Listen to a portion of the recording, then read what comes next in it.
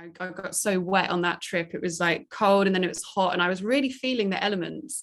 I kind of understood, I guess, on a deeper level what she was actually saying. So I always come back with more of an understanding of these women than just reading the book. And it makes me realize what else am I missing when I'm reading things? Hey, welcome back to When It Hits the Fan, the podcast that delves into what really happens when things go wrong on the road. Brought to you by Battleface Travel Insurance. Now, anyone who's followed some of the adventurers and explorers we've had on this podcast will know just how challenging expeditions can be. And of course, that's with the advantages that modern technologies bring, such as lightweight and durable materials, various digital devices, and all the rest. But today's guest does things a little differently.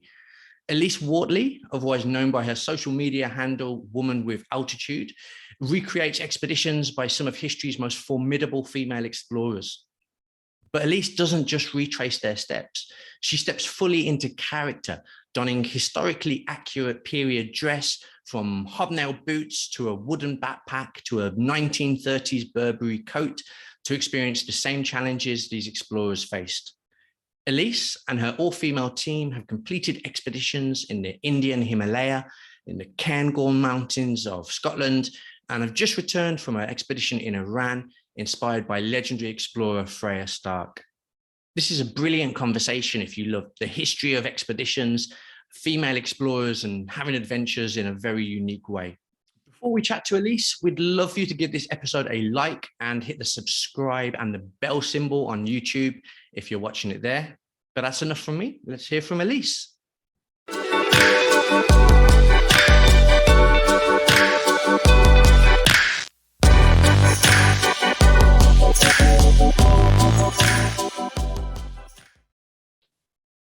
Elise, thanks so much for joining us. How are you today?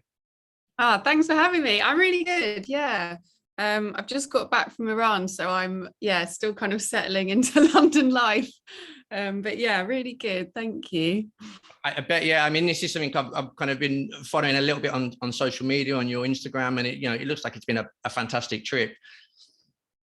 It's been incredible. I don't really have any, people keep asking me how it was. I'm like, I have no words, but it was, beyond what I ever expected. It was absolutely incredible. Like such an amazing country.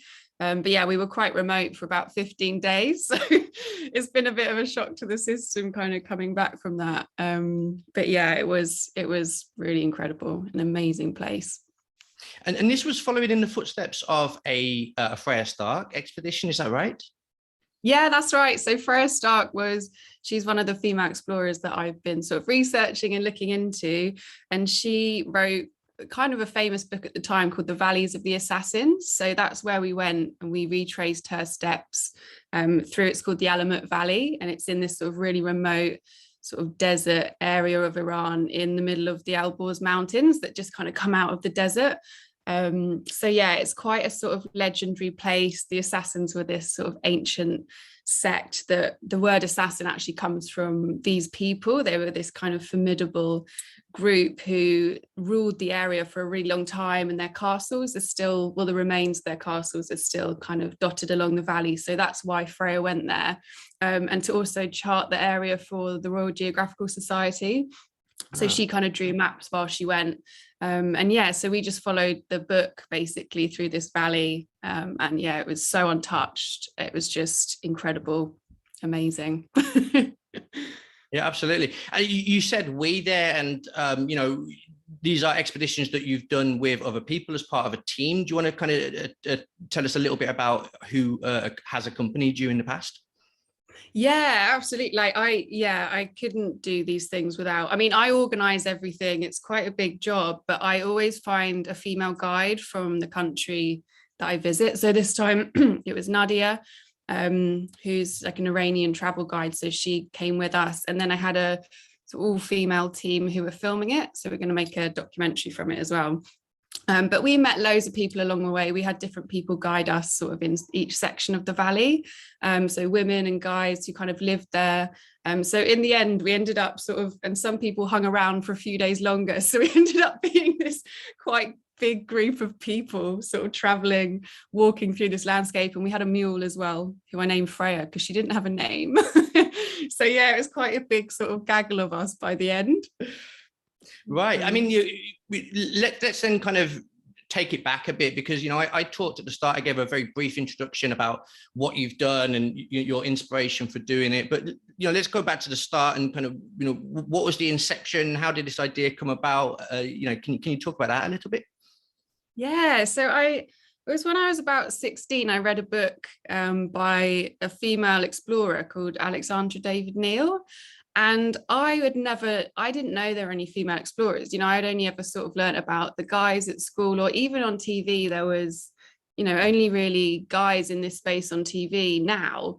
And then back then, I just thought it was like Christopher Columbus, or, the ones who climbed the big mountains and stuff like that. And so I found this woman, I was just so amazed by her story. Because to actually do that as a woman back then, you had to give up everything. You had to give up sort of marriage and a normal life and children, which was really, really unusual. So this is around sort of 1900. This was when Alexandra was around. And and she just traveled for 14 years through Asia, just trying to learn about Buddhism, because obviously then there was no internet or anything. You had to actually go and sort of discover these things for yourself. So she did this huge journey. She was like the first Western woman to meet the Dalai Lama. She learned Tibetan. She spent 2 years in a cave, like learning Tumo breathing and meditating. And her story is just incredible. And I was just like, I can't believe I've not heard of her before. So that kind of how it all started. And then I sort of started researching, women like her, and I found that there was hundreds. There's all these women who had written these books and done all this stuff, but they were never taken as seriously as their sort of male counterparts. And then like years later, I had quite a kind of difficult time in my 20s, and I had sort of really bad anxiety, and I had quite a lot of problems, and I ended up going back to these books that I was reading. And then when I kind of felt a bit better, I decided I'd go and sort of follow in her footsteps, because it just sort of felt like the thing I needed to do. And then I did it, basically I do it in the old equipment. And that really is just to sort of prove how difficult these women's journeys were, because they wouldn't have had, your North Face stuff back then. So I kind of did it in that. And also I end up understanding their writing a lot more when I can kind of feel exactly what they felt. So that's why I do it in the old equipment. But and then the project's just sort of taken off from there, really. So you mentioned the old equipment, and of course you're very dressed in modern attire today with your North Face, but can you talk us through kind of what this consists of? I mean, is this completely historically accurate? Is it an approximation? How do you source the clothing or the bags that you use? Yeah, I mean, it's as close as I can get when I'm organizing everything on my own. So actually, you'll find that really old vintage stuff. I mean, this time I've got the hat here. This is the Burberry hat, but this stuff is like super expensive. So this time around I had a bit more money, but the first time I just went off a picture of what Alexandra had. So there's quite a famous picture where she's in her yak wool coat and her wooden backpack. And I just kind of researched, what was around in 1900, what did people have? So it's like a lot of wool. These women never talk about like specifics. So they just say sort of undergarments, because they don't want to write about that in their books, because that wouldn't be taken seriously. So there's a lot of Googling, like, what does a 1900s bra look like, and that kind of thing. So which is not very typical expedition prep, I guess, No, exactly. It's completely crazy. And you're sitting there thinking, what the hell am I doing? Like, this is nuts. So that's how I kind of pieced together the first one. And then I've got the chair here, actually. I say chair because I was looking at all these vintage backpacks, and they were kind of like 800 to £1,000, and I just thought they wouldn't be that much, these sort of really old backpacks from 1900. So I kind of studied them, and literally they're just kind of like chairs that are turned the other way. So I just found this one on the street and just made my own, but it's the same material and that kind of thing. So I just thought for that first trip, I'll make sure everything's just the same materials, even if I can't get the vintage stuff. And then I picked up the yak wool coat when I was there, but it's a lot of piecing together sort of bits from everywhere and seeing what you can find. So yeah, it adds a whole nother element to the organization. I bet it does. Yeah. Well, let's talk about that first expedition then. This was in the Indian Himalaya, is that right? Yeah. So we went, sorry, go on. yeah. Oh, so it was in Sikkim. So it's quite a more of an unknown bit of the Himalaya. So it kind of sticks up. It's at the top of India, in between Nepal, Bhutan, and Tibet. So yeah, it's quite hard. You need quite a lot of permits to visit there. It's not sort of like Ladakh and the other areas where most people go. But you get rewarded by the fact that there's just no one else there, and it's so remote. But it's because it's bordered by all these countries. There's quite a big army presence. So you have like the Indian army on one side and the Chinese army, and then there's like Nepal the other side. So it's all quite tense. So that's why you need all the permits. You've got to be careful with filming. But actually, we ended up going past these army camps and like having the best time. And they were like, no photos whatsoever. And then they'd all come out for a photo. It'd be brilliant. So turned out to be quite a good bit of the trip actually. But yeah, so that's the bit we went to, sort of very, very remote, where Kanchenjunga is actually the third highest mountain in the world. And that was our aim, to get to the base camp of there. Got you. Okay. So, I mean, obviously people who were aiming to get to the base camp of the third highest mountain in the world would have researched the most modern, up-to-date kit, including boots and all the rest of it, to make sure it was perfectly ergonomically designed. You know, you're going in this vintage kit. Do you want to talk us through kind of what that's like in practice? I mean, are you kind of 5 minutes in and thinking this was a very bad idea because my feet can't take it, or? Yeah, pretty much. Do you know what? It's quite surprising when when the first 2 days, you're like, yeah, this is all right. This could work. Who needs the modern stuff? But after like 2 days, you realize like your feet, like my feet now, actually from the last trip, I can't really feel my toes still. So I'm not wondering what's going on there. But basically it really starts to take its toll. And it's mainly the shoes, but also like the wool against your skin. Because obviously you're kind of sweaty when you're walking, and then it's really cold at night, so your skin goes through quite a lot. So I was kind of completely covered in a rash by the end of the India trip, and it's just cold. Like obviously in the Himalaya it's freezing at night, and Alexandra David-Neel did this thing called tummo breathing, which is where it keeps you warm from the inside. It's like a very ancient Buddhist technique. But it takes years to master. So I was there like, whoa, I haven't learned my tummo breathing. But we always had a fire, so I ended up just sleeping by the fire every single night. But yeah, it adds a whole nother level of complication, I would say, to the journeys. And I mean, this particular expedition, presumably you have a guide. Are you with a wider group, or is it just your group who you've taken over there? Yeah, so that one, so I had Jangu, who is the female mountain guide from the area, and then we were joined by different people along the way. We kind of went into houses and had our food there, so we would meet people, and we had some porters who kind of helped us carry the sort of camera equipment and my spare stuff and things like that. So again, you end up with this sort of group of people kind of by the end that you're just like we've all just sort of come together. And yeah, so there's different people along the way, but the core group is always kind of the guide, and then me and whoever's sort of filming or coming to help as well. And I mean, does it get to a point when you're doing something like this, there must any expedition or any climb, there's always the hardest bit, and when you've almost given yourself this, I mean, I suppose impediment in terms of the equipment that you have and the boots that you have, is there a point you go, well, I'm not sure I'm going to be able to continue, my feet are in such pain, it's I'm in such discomfort with the wool, or do you just think, well, I set out to do this and I had to power through? Yeah, I do that to an extent. Like I would never, so this time my boot completely fell in two, and everyone around you, they just want to help. So even when we were passing people's homes, they'd be like, oh my gosh, you can't walk in that. You can't walk in that. And I'd be like, no, like quite hard to explain to them that I have to walk in this because I'm trying to sort of replicate this journey. And this time, yeah, the boot completely fell apart. My feet were completely destroyed.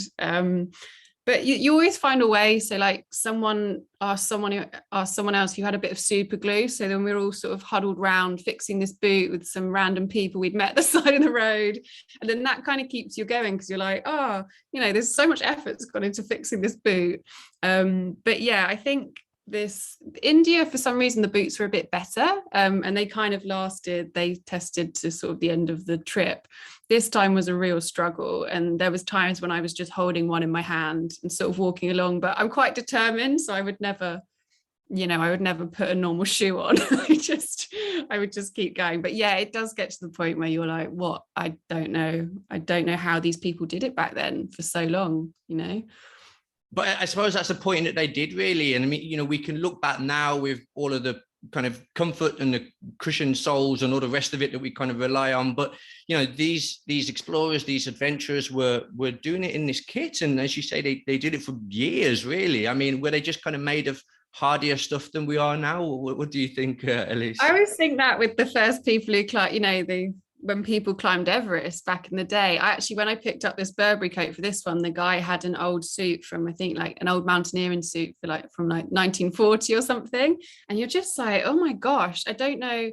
I think they just must have been a bit tougher, because that stuff is cold. I'd love to do an Arctic trip and kind of see how that feels in the old sort of fur and stuff. I don't know. It fascinates me. And I do think, maybe they were just a little bit harder. Maybe they had to be, because it is tough, and it just, adds a whole nother level to it. And I suppose, that goes into what you were saying earlier about having, gained these additional insights into these various explorers, because, we can read about these things and we can imagine, but until you're there on the side of a mountain in hobnail boots and all the rest of it, it's very difficult to sort of get yourself into that mindset. I'm quite curious, sort of whether there are any other insights that you gained from actually taking part in these expeditions. Yeah, this time especially, because from Freya's book, it's all quite brief. So I knew the mountains would be amazing, but I just had no idea that it would be like it was. And the same with when I went to Scotland and I followed in Nan Shepherd's footsteps, and she wrote The Living Mountain, which is now quite a famous book, but it's almost like a sort of philosophical text about the Cairngorm mountain range. And actually I feel, because I was there in what she was wearing, I got so wet on that trip. It was like cold and then it was hot, and I was really feeling the elements. I kind of understood, I guess, on a deeper level what she was actually saying. So I always come back with more of an understanding of these women than just reading the book. And it makes me realize what else am I missing when I'm reading things that and a lot of this old writing was obviously done because, like I said, they wanted to be taken seriously. They wouldn't have really put how they were feeling or anything like that. They'd have just put the hard facts. So I do feel like I'm finding out so much more about the women and about their journeys by doing it this way. So it's quite fascinating, actually. Yeah, that's a really interesting point. Elise, I'm sure that you have kind of many ideas of future expeditions that you would like to do. Are there any that you can kind of share with us and give us a sneak peek, or are these going to be under wraps until you officially announce them? Well, there's one I really want to do. I've been trying to organize it for a few years, but it will be quite expensive. So I'm just sort of waiting. But there's a pirate queen called Grace O'Malley. And she was around in like 1500s. So first of all, I want to dress as a 1500s pirate. Yeah, of course, and everyone does. Secondly, I know, who doesn't? She was kind of like a female clan leader, and they were really, really rare. And the monks actually tried to write her out of history, because any woman who sort of rose up the way she did, they were obviously scared of, and they didn't want other people to do the same. But she had this really important meeting with Queen Elizabeth at the time, and she basically rowed in her gully boat from Clare Island on the west of Ireland, and her castle remains are still there. So I want to get an old gully boat and then row sort of down round through the English Channel and then across, and then she went up the Thames to Greenwich. So it's quite a long way, but I'd love to do that and take a group of women with me who want to come for like various reasons. But yeah, I was looking into it, and all the safety and all that is quite a lot. So hopefully in the next few years we can do that one. But yeah, there's so many women that did epic journeys. Yeah, I've got a spreadsheet of about 150. So yeah, I could go on and on. Absolutely. And I mean, of course, if people want an introduction to that world, then look, your website is a great place to start. You talk about, you know, some of the women who have inspired you on there. And of course, as you say, there are many more, you know, kind of yet to be added. Yeah, we will include your details in the description of the video below so that people can find out more about you, your most recent expedition, and of course, you know, upcoming ones wherever they happen to be. But yeah, until then, Elise, it's been absolutely lovely talking to you, and yeah, we will hopefully keep in touch and see what you're up to. Brilliant. Thank you so much. Thank you. Great. Bye. Bye-bye. And there we go. That's all we have time for this episode. We will be back very soon with more tales of adventurers, explorers, and many others. If you haven't subscribed yet, make sure you do that. But until then, goodbye.